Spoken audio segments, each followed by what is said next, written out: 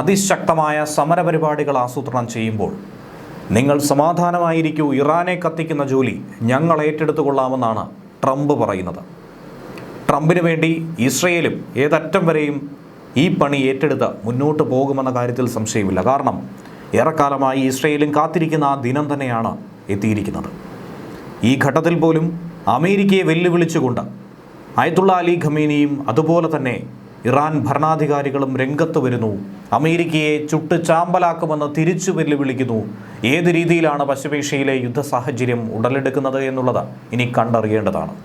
യുദ്ധസാമഗ്രികളൊക്കെ തന്നെ ലണ്ടനിലേക്കും അതുപോലെ തന്നെ പശ്ചിമേഷ്യൻ അമേരിക്കൻ ബേസുകളിലേക്കുമൊക്കെ എത്തിച്ച ഈ ഘട്ടത്തിൽ ഇനി എന്തും ഏത് നിമിഷവും ഈ മണിക്കൂറുകളിൽ സംഭവിക്കുമെന്ന് കരുതി തന്നെയാണ് മുന്നോട്ട് നീങ്ങുന്നത്. സർക്കാർ വിരുദ്ധ പ്രതിഷേധങ്ങൾ കത്തിയാളിപ്പടരുന്നതിനിടയിലാണ് ഇറാനിൽ നടത്തുന്ന അമേരിക്കയുടെ ഇടപെടലിനെ വിമർശിച്ചുകൊണ്ട് ആ സാധ്യതകളെക്കുറിച്ച് മുൻകൂട്ടി കണ്ട് ഇറാൻ തന്നെ മുന്നറിയിപ്പ് നൽകുന്നു. ഈ ഘട്ടത്തിൽ അതീവ ജാഗ്രത പാലിക്കുന്നത് ഇസ്രയേൽ തന്നെയാണ്. ഇറാൻ ഭരണകൂടത്തിനെതിരെ പ്രതിഷേധിക്കുന്നവർക്ക് അമേരിക്ക എല്ലാവിധ പിന്തുണയും അർപ്പിച്ച് കഴിഞ്ഞു. പ്രസിഡന്റ് ഡൊണാൾഡ് ട്രംപ് വീണ്ടും അത് ആവർത്തിച്ച് രംഗത്ത് വന്നു. പ്രക്ഷോഭകാരികൾക്ക് നേരെ ആക്രമണം നടത്തിയാൽ, വെടിവെച്ച് വീഴ്ത്താൻ നോക്കിയാൽ അവർക്ക് ആയുധമടക്കം വിതരണം ചെയ്യാൻ അമേരിക്ക മുന്നിട്ടിറങ്ങുമെന്നാണ് ട്രംപിൻ്റെ പ്രഖ്യാപനം. ആ പശ്ചാത്തലത്തിലാണ് ഇസ്രയേൽ കൂടി ജാഗ്രത പുലർത്തിയിരിക്കുന്നത്. അമേരിക്ക ആക്രമിച്ചാൽ ഇസ്രയേലിലെ അമേരിക്കൻ താവളങ്ങളെ തകർക്കുമെന്നാണ് ഇറാൻ്റെ മുന്നറിയിപ്പ്. കാര്യങ്ങൾ വ്യക്തമാണ്. അതായത് അമേരിക്കയെ ആക്രമിക്കുക, അതോടൊപ്പം തന്നെ ഇറാൻ്റെ ബദ്ധവൈരിയെ തീർക്കുക എന്ന ലക്ഷ്യം ഒരേ സമയം തന്നെ നിറവേറ്റാൻ സാധിക്കും. അതുകൊണ്ട് തന്നെയാണ് ഇസ്രയേൽ വളരെ ജാഗ്രതയോടുകൂടി ഈ വിഷയത്തെ നോക്കിക്കാണുന്നത്. ഇനിയിപ്പോൾ തങ്ങൾക്ക് നേരെയുള്ള ഏത് തരത്തിലുള്ള ആക്രമണത്തിനും തിരിച്ചടി ഉണ്ടാകുമെന്ന് ട്രംപിന് ഇറാൻ മുന്നറിയിപ്പ് നേരത്തെ നൽകിയതായിരുന്നു. ഇസ്രയേലും മേഖലയിലെ അമേരിക്കൻ സൈനിക ആസ്ഥാനങ്ങളെയും ഒക്കെ തന്നെ ഇറാൻ ലക്ഷ്യം വെച്ച് കഴിഞ്ഞുവെന്ന് തന്നെയാണ് മനസ്സിലാക്കാൻ കഴിയുന്നത്. സ്പീക്കർ മുഹമ്മദ് ബക്കുൽ ഖാലിബാഫ് പാർലമെൻറ്റിൽ തന്നെ ഇവയെ ലക്ഷ്യം വെച്ച് കഴിഞ്ഞുവെന്ന് വ്യക്തമാക്കിയതാണ്. രാജ്യത്തിപ്പോൾ സംഭവിച്ചുകൊണ്ടിരിക്കുന്ന പ്രക്ഷോഭങ്ങളെക്കുറിച്ച് ചർച്ച ചെയ്യാൻ ഞായറാഴ്ച വിളിച്ചു ചേർത്ത പാർലമെൻറ്റ് സമ്മേളനത്തിലായിരുന്നു സ്പീക്കർ ഇക്കാര്യം വ്യക്തമാക്കിയത്. അതിന് പിന്നാലെ തന്നെയാണ് ഇസ്രയേലും നിതാന്ത ജാഗ്രത പാലിക്കുന്നത്. രാജ്യത്തെ പരമോന്നത നേതാവ് ആയത്തുള്ള ഖമനേയിയുടെ ഭരണത്തിൽ നിന്നും ഇറാനെ ഏത് വിധേനയും മോചിപ്പിക്കുക, അതിനാവശ്യമായിട്ടുള്ള സഹായങ്ങൾ അമേരിക്ക നൽകും, അതിന് തയ്യാറാണെന്ന് ട്രംപ് തന്നെ അദ്ദേഹത്തിൻ്റെ സാമൂഹിക മാധ്യമ പ്ലാറ്റ്ഫോമിൽ ട്രൂത്ത് സോഷ്യൽ കുറിച്ചിട്ടുണ്ടായിരുന്നു. ഇറാൻ മുൻപെങ്ങുമില്ലാത്ത വിധം സ്വാതന്ത്ര്യത്തിലേക്ക് എത്തി നോക്കുന്നു എന്നാണ് ട്രംപ് ചൂണ്ടിക്കാണിക്കുന്നത്. അതിനെ സഹായിക്കാൻ താൻ ഏതറ്റം വരെയും പ്രവർത്തിക്കുമെന്നും പറയുന്നു. ട്രംപിൻ്റെ പ്രസ്താവനയ്ക്ക് പിറകെയാണ് ഇസ്രയേലുമായി ബന്ധപ്പെട്ട റിപ്പോർട്ടുകൾ പുറത്തു വന്നത്. ശനിയാഴ്ച അമേരിക്കൻ സ്റ്റേറ്റ് സെക്രട്ടറി മാർക്കോ റൂബിയോയുമായിട്ടുള്ള ടെലഫോൺ സംഭാഷണത്തിൽ ഇറാനിൽ അമേരിക്ക ഇടപെടാനുള്ള സാധ്യത പ്രധാനമന്ത്രി തന്നെ ബെഞ്ചമിൻ നെതന്യാഹു തന്നെ എടുത്തു പറഞ്ഞിട്ടുണ്ട്. ഏത് സമയവും അത് നമുക്ക് പ്രതീക്ഷിക്കാമെന്നാണ് അദ്ദേഹം ചൂണ്ടിക്കാട്ടിയത്. ഈ ഘട്ടത്തിൽ ഈ പ്രതിഷേധങ്ങൾ ആർത്തിരമ്പുമ്പോൾ ഇറാനിലേക്ക് ഇടപെടാൻ ഇസ്രയേൽ തയ്യാറല്ല, ഇസ്രയേലിന് അധികം താല്പര്യമില്ല എന്നാണ് റിപ്പോർട്ട് പുറത്തു വരുന്നത്. അവരുടെ ആഭ്യന്തര വിഷയം അവർ തമ്മിൽ കലഹിച്ച് തീരട്ടെ, അതിനുശേഷം വേണമെങ്കിൽ മറ്റൊരു ഇടപെടൽ നടത്താമെന്നാണ് മൊസാദിൻ്റെ ഭാഗത്തു നിന്നും രഹസ്യാന്വേഷണ വിഭാഗങ്ങളുടെ ഭാഗത്തു നിന്നും ലഭിച്ചിരിക്കുന്ന മുന്നറിയിപ്പ്. ഭരണകൂടത്തിനെതിരായിട്ടുള്ള പ്രതിഷേധങ്ങൾ കനത്തു വരുന്നു. മരണസംഖ്യ 200 പിന്നിട്ടിരിക്കുന്നു. ടെഹ്റാനിലെ 6 ആശുപത്രികളിൽ നിന്ന് മാത്രമുള്ള കണക്ക് പരിശോധിക്കുമ്പോഴാണ് ഇത് മനസ്സിലാക്കേണ്ടത്. ഭൂരിഭാഗവും വെടിയേറ്റ് കൊല്ലപ്പെട്ടിരിക്കുന്നു. ആളുകളെ വെടിവെച്ച് കൊലപ്പെടുത്തുന്ന ഒരു ഭരണകൂടത്തിന് കീഴിൽ എങ്ങനെയാണ് ഇനി മുന്നോട്ട് നീങ്ങുക? മനുഷ്യാവകാശ സംഘടനകൾ കുറഞ്ഞ മരണസംഖ്യയാണ് ഇതിനോടകം റിപ്പോർട്ട് ചെയ്തത്. ഈ സമീപ വർഷങ്ങളിലെ ഏറ്റവും വലിയ ജനകീയ പ്രക്ഷോഭം ഇറാനിൽ ഇപ്പോൾ സർക്കാരിനെതിരെ നടന്നുകൊണ്ടിരിക്കുന്നു. പ്രതിഷേധിക്കുന്ന ജനങ്ങൾക്ക് നേരെ നടപടിയെടുത്താൽ ശക്തമായ ഭാഷയിൽ തന്നെ ഇടപെടുമെന്ന് ട്രംപും അന്ത്യശാസനം നൽകി കഴിഞ്ഞിരിക്കുന്നു. ഇതുതന്നെയാണ് കാര്യങ്ങൾ അന്താരാഷ്ട്ര ശ്രദ്ധയിലേക്ക് എത്തിച്ചത്.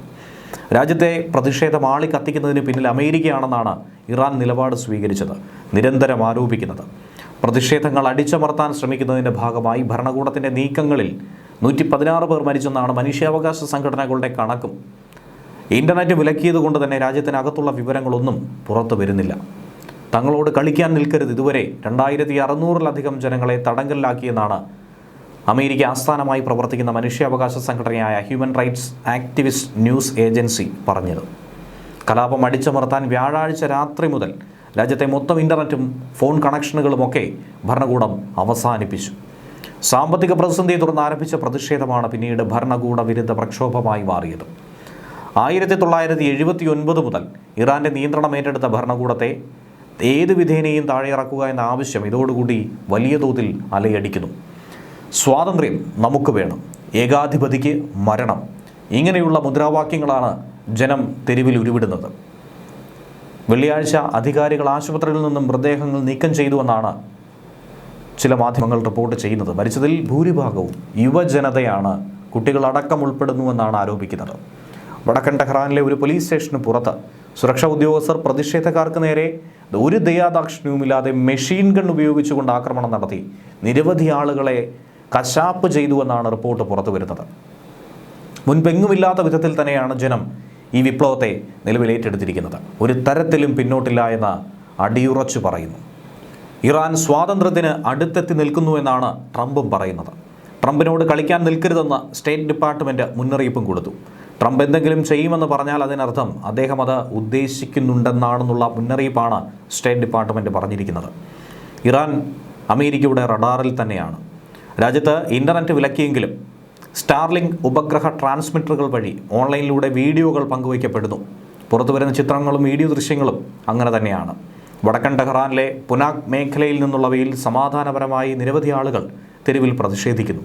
അവരെ അടിച്ചമർത്താൻ പലരും ശ്രമം നടത്തുന്നു. കാറുകളുടെ ഹോൺ മുഴക്കി പ്രതിഷേധിക്കുന്നവരുടെ വീഡിയോ അടക്കമാണ് പ്രചരിക്കുന്നത്. ഇറാൻ്റെ രണ്ടാമത്തെ വലിയ നഗരമായ മഷാദിൽ നിന്നും പുറത്തു വന്ന വീഡിയോയിൽ സുരക്ഷാ സേനയെ എതിർക്കുന്ന പ്രതിഷേധക്കാരെ കാണാം. തെരുവുകൾ അടച്ചിട്ടിരിക്കുന്ന അധികൃതരെയും മൊബൈൽ ഫോണിലെ വെളിച്ചത്തിൽ പ്രതിഷേധിക്കുന്നവരെയും ഒക്കെ തന്നെ ഈ കൂട്ടത്തിൽ തിരഞ്ഞെടുക്കാവുന്നതാണ്. അവശിഷ്ടങ്ങൾക്ക് തീയിടുന്നവരെയും അധികാരികളുടെ ചിത്രങ്ങൾ തെരുവിൽ വെച്ച് കത്തിക്കുന്നവരെയും ഒക്കെ തന്നെ കാണാം. ടെഹ്റാൻ്റെ തെക്ക് കിഴക്ക് 800 മീറ്റർ മാറിയുള്ള കിർമാനിലെ പ്രതിഷേധ വീഡിയോകളാണ് മറ്റൊന്ന്. ഇൻ്റർനെറ്റും രാജ്യാന്തര ഫോൺ കോളുകളും ഇറാൻ ഭരണകൂടം വിലക്കിയാലും അമേരിക്ക അതിനുവേണ്ട മറ്റ് സഹായ സഹകരണങ്ങൾ നൽകി പോരുന്നു. സർക്കാർ മാധ്യമങ്ങൾക്കും സർക്കാരിനെ പിന്തുണയ്ക്കുന്ന മാധ്യമങ്ങൾക്കുമൊക്കെ വിലക്കിൽ ഇളവ് നൽകിയിട്ടുണ്ട്. എന്നാൽ സർക്കാരിനെതിരെ സംസാരിക്കുന്ന ഒരു മാധ്യമവും അവിടെ പ്രവർത്തിക്കില്ല. ഇറാനിൽ അമേരിക്ക നടത്തുന്ന ഈ സൈനിക ഇടപെടൽ ഒരുപക്ഷെ അടുത്ത ദിവസങ്ങളിൽ കാണാമെന്നാണ് ഇസ്രയേൽ അനുമാനിക്കുന്നത്. അതീവ ജാഗ്രത പുലർത്തുന്നു. ശനിയാഴ്ച പ്രധാനമന്ത്രി Benjamin Netanyahu American state secretary Marco റൂബിയോയുമായി ഫോണിൽ ആശയവിനിമയം നടത്തിയിരുന്നു. ഇറാനിൽ അമേരിക്കൻ ഇടപെടൽ നടത്തിക്കഴിഞ്ഞാൽ പിന്നീടുണ്ടാകുന്ന സംഭവവികാസങ്ങളെപ്പറ്റിയാണ് ഇരുവരും സംസാരിച്ചത്. അമേരിക്ക ഇറാനെ ആക്രമിച്ചാൽ ഇറാൻ ഉറപ്പായും ആക്രമിക്കുന്നത് ഇസ്രയേലിനെ ആയിരിക്കും. ഒരു പ്രത്യാക്രമണം ഉറപ്പായും പ്രതീക്ഷിക്കേണ്ടതാണ്. അതിനെങ്ങനെ തയ്യാറെടുക്കാം എന്ന കാര്യം തന്നെയാണ് ഇസ്രയേൽ കണക്ക് കൂട്ടുന്നത്. പൊതുജനങ്ങളുടെ രോഷത്തോടൊപ്പം അമേരിക്കയുടെ ഭീഷണികൾക്കും മറുപടി പറയേണ്ട സാഹചര്യമാണ് ഇറാൻ ഉണ്ടായിരിക്കുന്നത്. ജനങ്ങൾ എന്തായിരുന്നാലും ഈ പ്രതിഷേധവുമായി മുന്നോട്ട് പോകും. അതിശക്തമായി തന്നെ നീക്കം നടത്തുമെന്ന് വേണം മനസ്സിലാക്കേണ്ടത്. 2022 ഇതിനു മുൻപ് പൊതുജനം തെരുവിലിറങ്ങി ഭരണകൂടത്തെ വിറപ്പിച്ച സംഭവം അന്നായിരുന്നു. ശിരോവസ്ത്രം ധരിക്കാത്തതിൻ്റെ പേരിൽ പോലീസ് അറസ്റ്റ് ചെയ്ത മഹ്സ അമീനി എന്ന യുവതി കസ്റ്റഡിയിൽ വെച്ച് ക്രൂരമായി കൊല ചെയ്യപ്പെട്ടതിനെ തുടർന്നുണ്ടായ ദേശീയ പ്രതിഷേധം, അതിനുശേഷമുള്ള ഏറ്റവും വലിയ പ്രക്ഷോഭമാണ് ഇന്ന് ഇറാൻ കണ്ടുകൊണ്ടിരിക്കുന്നത്. ഇറാനിൽ സാമ്പത്തിക പ്രതിസന്ധി രൂക്ഷമാകുന്നതിനിടയിൽ കഴിഞ്ഞ വർഷം ഡിസംബർ 28 ഇത് പൊട്ടിപ്പുറപ്പെട്ടത്. ഇറാൻ്റെ കറൻസിയായിട്ടുള്ള റിയാൽ അമേരിക്കൻ ഡോളറിനെതിരെ എക്കാലത്തെയും താഴ്ന്ന നിലയിലേക്ക് കൂപ്പുകുത്തി. വ്യാപാര സമൂഹം പ്രതിഷേധവുമായി രംഗത്തെത്തി. ആദ്യം സാമ്പത്തിക പ്രശ്നങ്ങളായിരുന്നുവെങ്കിൽ പിന്നീടത് രാഷ്ട്രീയ വിഷയങ്ങളിലേക്ക് മാറുകയായിരുന്നു.